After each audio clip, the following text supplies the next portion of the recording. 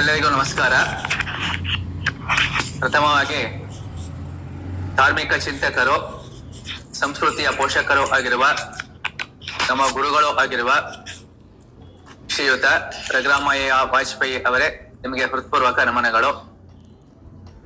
ನಂತರ ನಮಗೆ ಯೋಗ ವಿದ್ಯೆಯನ್ನು ಕಲಿಸಿಕೊಟ್ಟಿರ್ತಕ್ಕಂತಹ ಡಾಕ್ಟರ್ ಚಂದ್ರಶೇಖರ್ ಅವರ ಪತ್ನಿ, ಮಾತೃಶ್ರೀ ಸಮಾನರಾದ ಡಾಕ್ಟರ್ ಜಯಶ್ರೀ ಚಂದ್ರಶೇಖರ್ ಅವರೇ, ನಿಮಗೂ ಸಹ ಹೃದಯಪೂರ್ವಕ ನಮನಗಳು.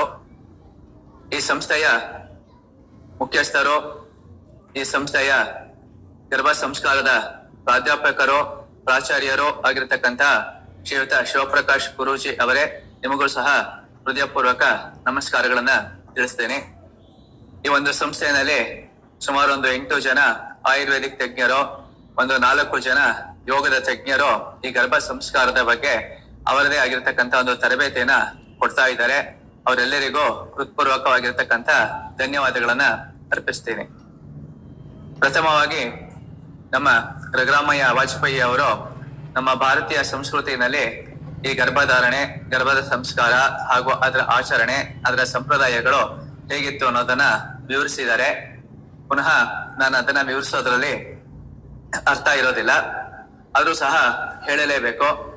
ನಮ್ಮ ಭಾರತೀಯ ಒಂದು ಸನಾತನ ಸಂಸ್ಕೃತಿಯ ಪದ್ಧತಿನ ನೋಡಿದಾಗ ಅಲ್ಲಿ 4 ಯುಗಗಳನ್ನ ನಾವು ನೋಡ್ತೀವಿ. ಸನಾತನ ಸಂಸ್ಕೃತಿಯ ಪ್ರಕಾರ ಪ್ರಪ್ರಥಮ ಯುಗ ಕೃತಯುಗ ಅಂತ ಕರಿತೀವಿ. ಈ ಕೃತಯುಗ ಅಂತಂದ್ರೆ ದೇವರುಗಳಿರ್ತಕ್ಕಂತಹ ಯುಗ. ಬ್ರಹ್ಮ, ವಿಷ್ಣು, ಮಹೇಶ್ವರ ಇವರನ್ನ ನಾವು ನೋಡ್ತೀವಿ. ಅಲ್ಲೂ ಸಹ ಅವ್ರು ದೇವರಾಗಿದ್ರು ಸಹ ಅವ್ರಗಳಿಗೆಲ್ಲ ಏನಾಗಿರುತ್ತೆ, ವಿವಾಹ ಆಗಿರುತ್ತೆ. ಅವ್ರಗಳಿಗೆಲ್ಲ ಮಕ್ಕಳುಗಳು ಇರ್ತಾರೆ. ಅಲ್ಲಿ ಅವರು ದೇವರ ಯೋಗದಲ್ಲಿ ಇರ್ತಕ್ಕಂತಹ ಮಕ್ಕಳುಗಳು ಯಾರು, ನಾವು ಗಣಪತಿನ ನೋಡ್ತೀವಿ. ಅವರು ಸಹ ವಿದ್ಯಾ ದೇವತೆಯೇ ಆಗಿದ್ದಾರೆ. ಹಾಗೆ ನಾವು ಹೃದಯಯೋಗದಲ್ಲಿ ಇರ್ತಕ್ಕಂಥ ಒಂದು ಗರ್ಭ ಸಂಸ್ಕಾರ, ಅವ್ರು ಮಾಡ್ಕೊಂಡಿರ್ತಕ್ಕಂಥ ವಿವಾಹಗಳು ಹಾಗೂ ಅವರು ಜನಿಸಿರ್ತಕ್ಕಂಥ ಪುತ್ರರುಗಳನ್ನ ನಾವು ಪುರಾಣದಲ್ಲಿ ನೋಡ್ತೀವಿ. ನಂತರ ನಾವು ಮುಂದಿನ ಯುಗಕ್ಕೆ ಬಂದಾಗ ತ್ರೇತಾಯುಗವನ್ನ ನೋಡ್ತೀವಿ. ತ್ರೇತಾಯುಗದಲ್ಲಿ ನಿಮ್ಗೆಲ್ಲ ಗೊತ್ತೇ ಇದೆ, ಮರ್ಯಾದಾ ಪುರುಷೋತ್ತಮ, ಸರ್ವರಿಗೂ ಸತ್ಯ ದರ್ಶನವನ್ನ ಮಾಡಿಸಿರ್ತಕ್ಕಂತಹ ನಮ್ಮ ಶ್ರೀರಾಮಚಂದ್ರನನ್ನ ನೋಡ್ತೀವಿ.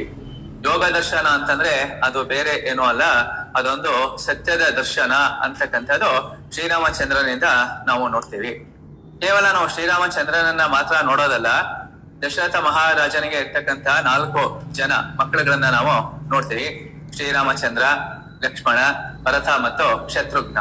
ಇವರಲ್ಲಿರ್ತಕ್ಕಂಥ ಅನೇಕ ವ್ಯತ್ಯಾಸಗಳು, ಇವರು ಹುಟ್ಟಿರತಕ್ಕಂಥ ದಿನಾಂಕಗಳು ಹಾಗೂ ಇವರ ಗರ್ಭ ಸಂಸ್ಕಾರ ಆದ ನಂತರ, ಇವರು ಭೂಮಿಗೆ ಜನಿಸಿದ ನಂತರ ಇವರು ಮಾಡಿರ್ತಕ್ಕಂಥ ಮಹತ್ ಕಾರ್ಯಗಳನ್ನು ಸಹ ನಾವು ನೋಡ್ತೀವಿ. ಹಾಗೂ ಕೆಲವೊಂದು ಸಂದರ್ಭದಲ್ಲಿ ನಾವು ಎಷ್ಟೇ ದೈವ ಭಕ್ತರಾಗಿದ್ರು ಸಹ ಕೆಲವೊಂದು ಅಪವಿತ್ರವಾಗಿರ್ತಕ್ಕಂಥ ಕೆಲಸಗಳನ್ನ ಮಾಡಿದಾಗ, ಮಹಾಜ್ಞಾನಿಗಳಾಗಿದ್ದರು, ಜ್ಞಾನವಂತರಾಗಿದ್ದರು, ಬುದ್ಧಿವಂತರಾಗಿದ್ದರು ಸಹ ನಾವು ಕೆಲವೊಂದು ಅಪರ ಕರ್ಮಕ್ಕೆ ಸಂಬಂಧಪಟ್ಟಿರ್ತಕ್ಕಂಥ ಕೆಲಸಗಳನ್ನ ಮಾಡಿದಾಗ ನಾವು ಹೇಗೆ ಸರ್ವನಾಶ ಆಗ್ತೀವಿ ಅನ್ನೋದಕ್ಕೆ ಅದೇ ನಾವು ತ್ರೇತಾಯುಗದಲ್ಲಿ ರಾವಣನ ಸಹ ನೋಡ್ತೀವಿ. ರಾವಣ ಅಂತಕ್ಕಂಥವನು ಒಬ್ಬ ಮಹಾ ಬ್ರಾಹ್ಮಣನೂ ಆಗಿರ್ತಾನೆ, ಮಹಾ ಜ್ಞಾನವಂತನೂ ಆಗಿರ್ತಾನೆ. ಕಂಕಣವನ್ನ ತೊಡಿಸಿರ್ತಕ್ಕಂಥ ಶ್ರೀರಾಮಚಂದ್ರನಿಗೆ ಗುರುನು ಸಹ ಆಗಿರ್ತಾನೆ. ಇದಲ್ದೇನೆ ಅತಿ ಶಕ್ತಿವಂತನಾಗಿರ್ತಕ್ಕಂಥ ಹನುಮಂತನನ್ನು ನೋಡ್ತೀವಿ, ಜಾಂಬವಂತನನ್ನ ನೋಡ್ತೀವಿ, ಸುಗ್ರೀವನ್ನ ನೋಡ್ತೀವಿ, ವಾಲಿನ ನೋಡ್ತೀವಿ. ಇವರೆಲ್ಲರೂ ತಾಯಿಯ ಹೊಟ್ಟೆನಲ್ಲಿ ಹುಟ್ಟಿರ್ತಕ್ಕಂಥವ್ರೇನೆ. ಇದರಲ್ಲಿ ಬೇರೆ ಬೇರೆ ರೀತಿಯ ಗುಣಗಳು, ಬೇರೆ ಬೇರೆ ರೀತಿಯ ವಿಶೇಷತೆಗಳನ್ನ ನಾವು ನೋಡ್ತಾ ಬರ್ತೀವಿ.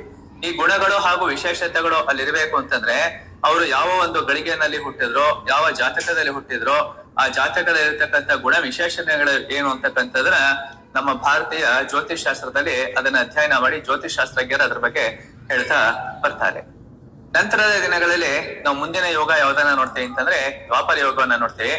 ದ್ವಾಪರ ಯೋಗದಲ್ಲಿ ಪ್ರಹ್ಲಾದನ ಬಗ್ಗೆನೇ ಇರ್ಬೋದು, ತಪ್ಪಿದ್ರೆ ಶ್ರೀಕೃಷ್ಣನ ಬಗ್ಗೆ ಇರ್ಬೋದು, ಹಾಗೂ ಅಭಿಮನ್ಯುವಿನ ಬಗ್ಗೆ ಇರ್ಬೋದು. ಗರ್ಭಾವಸ್ಥೆಯಲ್ಲಿ ಏನೇನಾಯ್ತು ಅನ್ನೋದನ್ನ ನಮ್ಮ ಶಿವಪ್ರಕಾಶ್ ಗುರೂಜಿ ಅವರು ತಿಳಿಸ್ಕೊಟ್ರು. ಬಹಳ ಸಂತೋಷ ಪಡ್ತಕ್ಕಂಥ ವಿಷಯ. ಆದ್ರೆ ಮಹಾಭಾರತ ಅಂತಕ್ಕಂಥ ಒಂದು ಕಥಾನಕವನ್ನ ನಾವು ತಗೊಂಡಾಗ ವೇದವ್ಯಾಸರು ಅಲ್ಲಿ ಬರೆದಿರ್ತಕ್ಕಂಥದ್ದು ಏನು ಅಂತಂದ್ರೆ ಪಾಂಡವರು ಮತ್ತು ಕೌರವರು ಮತ್ತು ಯಾದವರು. ಪಾಂಡವರು, ಕೌರವರು, ಯಾದವರಲ್ಲಿರ್ತಕ್ಕಂಥ ಗುಣ ವಿಶೇಷತೆಗಳನ್ನ ನೋಡಿದಾಗ ಪಾಂಡವರೆಲ್ಲ ಸಜ್ಜನರಾಗಿರ್ತಾರೆ, ಕೌರವರೆಲ್ಲ ದುರ್ಜನರಾಗಿರ್ತಾರೆ. ಕೌರವರದು 100 ಸಂತಾನದಲ್ಲಿ ಇರ್ತಕ್ಕಂಥ ಜಾತಕಗಳು ಹಾಗೂ ಪಾಂಡವರಲ್ಲಿ ಇರ್ತಕ್ಕಂಥ 6 ಮಂದಿ ಅಂದ್ರೆ ಕರ್ಣನನ್ನು ಸೇರಿ 6 ಜನ, ಕರ್ಣ, ಧರ್ಮರಾಯ, ಭೀಮಸೇನ, ಅರ್ಜುನ, ನಕುಲ, ಸಹದೇವ ಇವರ ಜಾತಕಗಳನ್ನು ನಾವು ನೋಡ್ಬೇಕು. ಅವರ ಕರ್ಮದ ಫಲಗಳನ್ನು ಸಹ ನಾವು ನೋಡ್ಬೇಕು.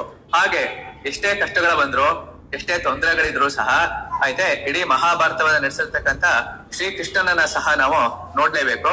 ಹಾಗಾಗಿ ಶ್ರೀಕೃಷ್ಣ ಒಂದು ಜಾತಕವನ್ನು ಸಹ ನಾವು ನೋಡ್ತೀವಿ, ಕೃಷ್ಣ ಜಯಂತಿಯನ್ನು ಸಹ ನಾವು ಆಚರಿಸ್ತಾನೆ ಬಂದಿದ್ದೀವಿ. ಹೀಗೆ ಪಾಂಡವರು, ಕೌರವರು, ಶ್ರೀಕೃಷ್ಣ ಇದರಲ್ಲಿ ಇರ್ತಕ್ಕಂತ ಗುಣ ವಿಶೇಷತೆಗಳು ಸಹ ಇವ್ರು ಎಂತ ತಾಯಿ ಹೊಟ್ಟೆಯನ್ನು ಹುಟ್ಟಿದ್ರು ಅನ್ನೋದು ನಾವು ಪ್ರಮುಖವಾಗಿ ನೋಡ್ಬೇಕಾಗುತ್ತೆ.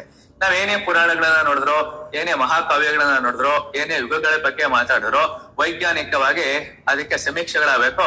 ಆ ಯುಗಗಳಿದ್ವು, ಆ ಯುಗದಲ್ಲಿ ಹೀಗಾದ್ವು ಅಂತಕ್ಕಂಥದ್ರ ನಮ್ಮ ಕಲಿಯುಗದ ಜನ ಇದಾರಲ್ಲ, ಇವ್ರು ಅಷ್ಟು ಸುಲಭವಾಗಿ ನಂಬೋದಕ್ಕೆ ಸಾಧ್ಯ ಇಲ್ಲ. ಆದ್ರೆ ನಾವು ಕಲಿಯುಗದಲ್ಲಿ ಹುಟ್ಟಿದೀವಿ. ಕಲಿಯುಗದಲ್ಲಿ ಹುಟ್ಟಿದಾಗ ನಾವು ಬಹಳ ವರ್ಷಗಳಿಂದ, ನೂರಾರು ವರ್ಷಗಳಿಂದ ಹೋದಾಗ ಈ ಗರ್ಭ ಸಂಸ್ಕಾರ ಅಂತ ಏನಿದೆ ಇದೊಂದು ಸಹಜ ಪ್ರಕ್ರಿಯೆ. ಭಾರತೀಯ ಜೀವನ ಶೈಲಿನಲ್ಲಿ ಈ ಗರ್ಭ ಸಂಸ್ಕಾರ ಅನ್ನೋದಿದೆಯಲ್ಲ, ಇದು ಜೀವನದ ಒಂದು ಅವಿಭಾಜ್ಯ ಅಂಗ ಆಗಿತ್ತು. ತಾಯಿ ಯಾವಾಗ ಗರ್ಭವನ್ನ ಧರಿಸ್ತಾಳೆ, ಸೊಸೆ ಆಗಿರ್ತಕ್ಕಂಥಳು ಯಾವಾಗ ಗರ್ಭವನ್ನ ಧರಿಸ್ತಾಳೆ, ಮಗಳಾಗಿರ್ತಕ್ಕಂಥಳು ಯಾವಾಗ ಗರ್ಭವನ್ನ ಧರಿಸ್ತಾಳೆ, ಅಲ್ಲಿ 2 ಜೀವಗಳಿರುತ್ತೆ ಅಂತ ಬಿಟ್ಟು ಇಡೀ ಮನೆಯಲ್ಲಿ ಇರ್ತಿದ್ರಲ್ಲ, ಮನೆಯಲ್ಲಿರ್ತಕ್ಕಂಥವ್ರು ಪ್ರತಿಯೊಬ್ಬರು ಗೌರವವನ್ನ ಕೊಡೋದು, ಅವ್ರಿಗೆ ಆರೈಕೆಗಳನ್ನ ಮಾಡ್ತಕ್ಕಂಥದ್ದು, ಪೌಷ್ಟಿಕ ಅಂಶಗಳನ್ನ ಕೊಡ್ತಕ್ಕಂಥದ್ದು, ಗರ್ಭವತಿ ಹೇಗೆ ಇರಬೇಕು ಅಂತ ಹಿರಿಯರಿಂದ ಮೊದಲುಗೊಂಡು ಊರಿನಲ್ಲಿರ್ತಕ್ಕಂಥ ಎಲ್ಲಾ ಪ್ರಮುಖರು ಮಾರ್ಗದರ್ಶನಗಳನ್ನ ಕೊಟ್ಕೊಂಡು ಬರ್ತಿದ್ರು. ಹಾಗಾಗಿ ಈಗ ಕಳೆದ 50 ವರ್ಷಗಳ ಹಿಂದೆನೂ ಸಹ ಪ್ರತಿಯೊಬ್ಬ ಮಹಿಳೆಗೂ ಸಹಜವಾಗಿರ್ತಕ್ಕಂತಹ ಮಕ್ಕಳುಗಳು ಹುಟ್ಟುತ್ತಾ ಇದ್ರು.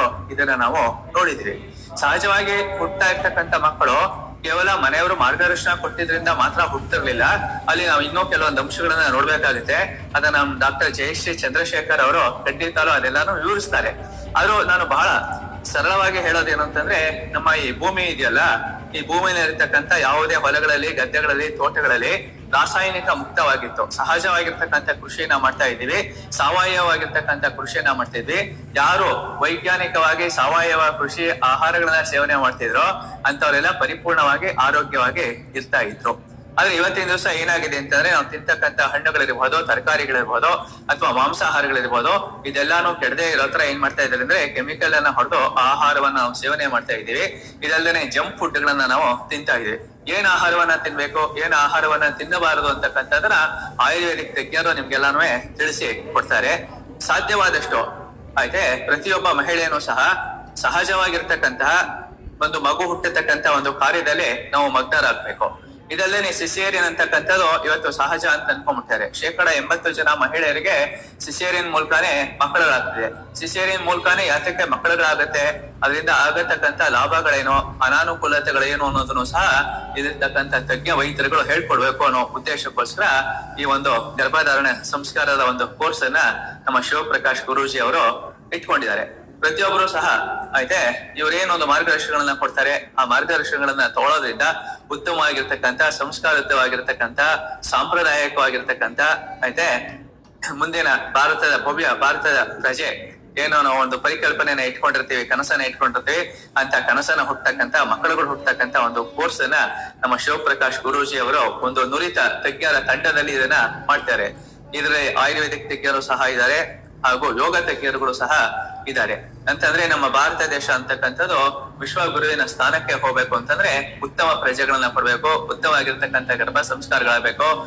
ಪ್ರಸವ ಪೂರ್ವ ಹಾಗೂ ಪ್ರಸವಾವಸ್ಥೆ, ಪ್ರಸವದ ನಂತರ ಆಯ್ತೆ ತಾಯಿ ಆಗಿರ್ತಕ್ಕಂಥವ್ರು, ಮಗು ಆಗಿರ್ತಕ್ಕಂಥವ್ರು ಏನೋ ಒಂದು ಸಂಸ್ಕೃತಿಯನ್ನ ಕಲಿಬೇಕು, ನಮ್ಮ ಭಾರತೀಯತೆಯನ್ನ ಏನು ಕಲಿಬೇಕು ಅನ್ನೋದನ್ನ ಹೇಳ್ಕೊಡ್ತಕ್ಕಂಥ ಅತ್ಯಂತ ಉತ್ತಮವಾಗಿರ್ತಕ್ಕಂಥ ಒಂದು ತರಬೇತಿ ಇದಾಗಿರುತ್ತೆ. ಇದರಿಂದ ಏನಾಗುತ್ತೆ ಅಂದ್ರೆ ಮುಂದಿನ ದಿನಗಳಲ್ಲಿ ನಮ್ಮ ಈ ಭಾರತ ದೇಶ ಇದೆಯಲ್ಲ, ಇದು ವಿಶ್ವ ಗುರುವಿನ ಸ್ಥಾನಕ್ಕೆ ಹೋಗುತ್ತೆ. ಆ ಒಂದು ನಿಟ್ಟಿನಲ್ಲಿ ಕೆಲಸ ಮಾಡ್ತಾ ಇರ್ತಕ್ಕಂಥ ಪರಮಹಂಸ ಮಹಾಯೋಗ ವಿದ್ಯಾಲಯಕ್ಕೆ ಹಾಗೂ ಇಲ್ಲಿ ಇರ್ತಕ್ಕಂಥ ನುರಿತ ಯೋಗ ಹಾಗೂ ಆಯುರ್ವೇದಿಕ್ ತಂತ್ರಜ್ಞರಿಗೆ, ಇದಲ್ಲದೆ ಇಲ್ಲಿರ್ತಕ್ಕಂಥ ಪ್ರೇಕ್ಷಕ ಅಭಿಮಾನಿ ವರ್ಗದವರಿಗೆ, ಈ ತರಬೇತಿಗೆ ಸೇರಿರ್ತಕ್ಕಂಥ ಶಿಬಿರಾರ್ಥಿಗಳಿಗೆ ಪ್ರತಿಯೊಬ್ಬರಿಗೂ ಒಳ್ಳೆಯದಾಗಲಿ. ಹರಿ ಓಂ. ನಿಮ್ಮವನೇ ಆದ ಯೋಗ ಪ್ರಕಾಶ್.